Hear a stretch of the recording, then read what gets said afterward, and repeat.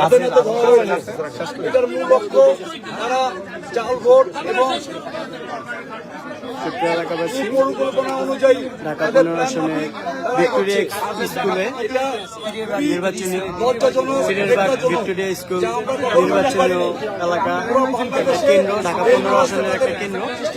তো সেই কেন্দ্রেতে আজকে 11 তারিখ রাতেই জামাতের এজেন্টরা। জীবন অবাক না করলে কে করবে? 28% মিল্ক ফ্যাটের অবাক করার সাথে ফ্রেশ মিল্ক পাউডার। জীবন অবাক করুক প্রতিদিন।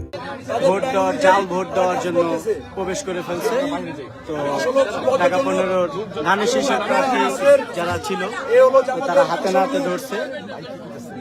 তো এখন পুলিশ আসছে, সেনাবাহিনী আসতেছে, তো জনগণের হাতে তারা ধরা খেয়েছে।